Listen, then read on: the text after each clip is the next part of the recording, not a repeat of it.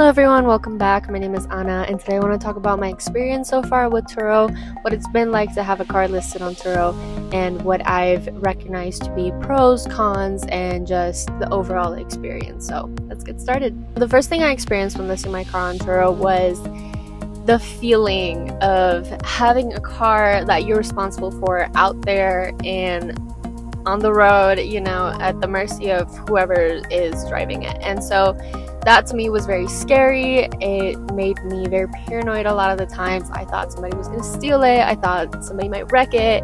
And of course, all of these concerns are very normal when you're first starting Turo.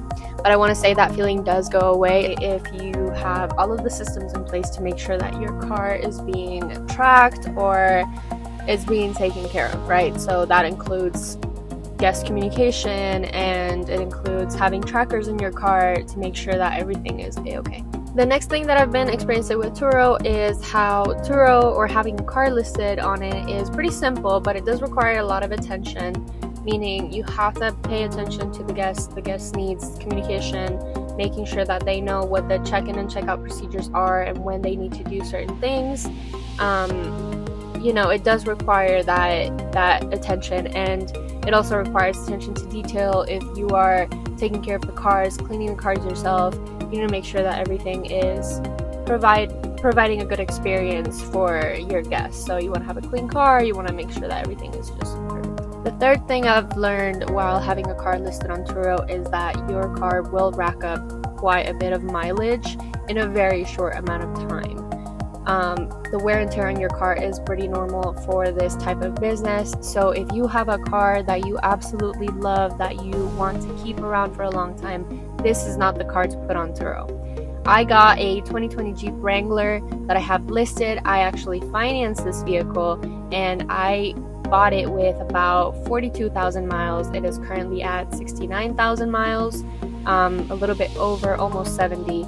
And it's only been a few months, so it does rack up miles pretty quickly. Just keep that in mind. The fourth thing I've learned on Turo is that airport delivery is very important. Most of your bookings are going to come from the airports, and access to the airport or a nearby area is incredibly important, as well as your availability to deliver the vehicle to the airport. You can charge for this.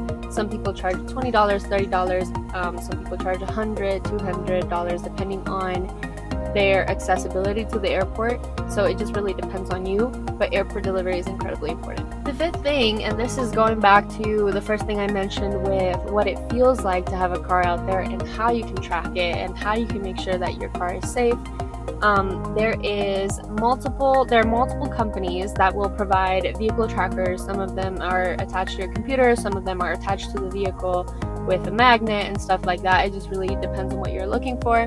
I used to have one that I had to charge every 5 days, I would say, and attach it to the bottom of the car via a magnet. And I found that to be incredibly inconvenient, because if I had a back-to-back booking, then I couldn't have enough time to charge the tracker, and then it just became really complicated.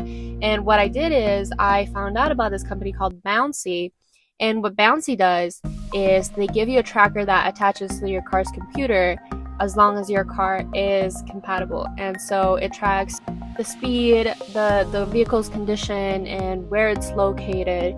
To me, that is very important, because I know if the car is being used recklessly. And not just that, but the most important thing is where it is.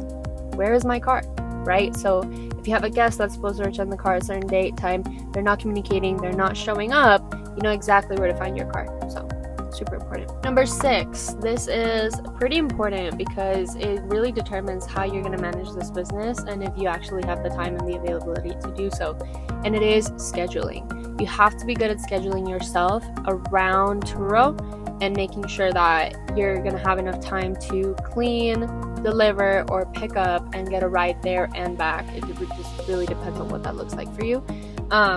But that's pretty important, and one of the things that I struggled with at the beginning, because I didn't really know how to gauge how much time each task was going to take, right? So cleaning the car used to take me about an hour. Now it takes me about 30 minutes, just because I've gotten quick with it and I understand the system. But in the beginning, you might want to be able to have some flexibility to understand what that process looks like for you. Number 7 is financing a car, and I think I wish I had paid more attention to this when I was first starting with Turo, because I got really excited about it, and I got a car that I am financing now where the payments are quite high, and I'm pretty much just breaking even and then a little bit more, you know what I mean? So at this point, I'm still learning how to manage the business with pricing and how to get the most out of Turo without, charging ridiculous amounts to be able to use the car, but also something that will cover my note and then leave some extra income, which is what I essentially was looking for when I started doing Turo. So if you're going to finance a car, make sure that you're not financing a super expensive car. Make sure that the payments are going to make sense and that you're going to be able to, make those payments and also make some profit on it. Also, you want to make sure that the car that you're listing is a really good car for your market, right? You don't want to put a two-wheel drive in the Colorado mountains. Like, I am in Colorado, and I think the Jeep is a really good car. It really has been performing as such. It is a favorite of a lot of people that come to Colorado, especially in the wintertime, and it provides a really safe and really fun experience for your guests.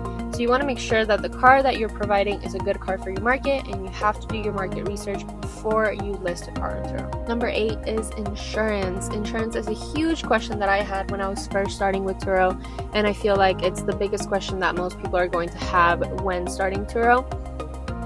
You do have to have your own insurance for your vehicle, and then you have to have Turo insurance, and the guest also has to pick Turo insurance. So there's 3-side coverage for your vehicle, and when you are filing a claim, the claim has to be filed through Turo, not through your own insurance, because if you are not involved in the accident, it's your guest, they're gonna really mess up your premiums and your whole policy, right? So you want to be smart about that, and you always want to make sure that you let them know that all claims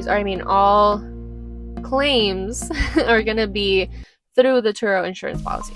Number 9, and one of my favorite things I've learned from Turo, is that you can have a co-host, just like you can have co-hosts on Airbnb. And basically how this works is you're going to hand off your car to somebody, sign an agreement first, you're going to hand off your car to somebody for them to run on their platform, and they're just going to cut you a check for your money, right? So they take a cut and you get your profit plus whatever it takes to cover a note if there's a note on the car, and they manage everything: customer communication, they manage the schedule, they manage the cleaning, they manage the delivery and the pickup, and it's amazing. And I actually attempted this at first when I went on vacation in December to see my family abroad, and it worked so perfectly. I didn't really have any worries. The car was running and I was still getting my checks, and it was just amazing. So I highly recommend, if you're the kind of person that wants a little bit more of a hands-off type experience. The person that I co-host with, this is her entire business. She's also a realtor. She's amazing. So her entire schedule goes around showings and listing this vehicle, and a bunch of others. So it actually works great, and I highly recommend it. Number 10, the best thing I've learned about Turo, or the best experience, is just that it's fun. It's a really fun business to run. It's simple, it's quick, and if you have the time and if you have the willingness to learn it, it can actually be very profitable. And for me, and having that entrepreneurial spirit, like me and my partner have been living this entrepreneurial life, it's a really good addition onto our portfolio of businesses and income streams. So it's been a great experience. The only thing that I will say is that Turo does take quite a bit from your earnings. So maybe there's a way around that. Maybe I'll start my own platform. God knows. But so far, it's been great, and I really enjoy it. And because you made it this far, I'm going to share with you one bonus little tip that I've learned while being on Turo for 6 months, and that is get yourself some really nice car seat covers. I have the leather ones. It's faux leather from Amazon, and they have really made my experience so much better than it would have been if I didn't have them at all. A lot of the times guests come back from the mountains or from their trips, and the cars are absolutely filthy, and it really made me realize how my decision to get those was spot on, because it's so easy to just wipe off the dirt, and I don't have to worry about shampooing or washing or doing anything to the cloth of the seats. So it's been a life changer. Definitely get yourself some really nice seat covers. I highly recommend it. Alright guys, that's it for today on the 10 things that I've learned from being on Turo for about 5 to 6 months. If you like this video and you found it helpful, please hit the like button. Hit subscribe if you want to hear more about how we travel and do business all at the same time and we just live this awesome life experience. Hope to see you on the next one.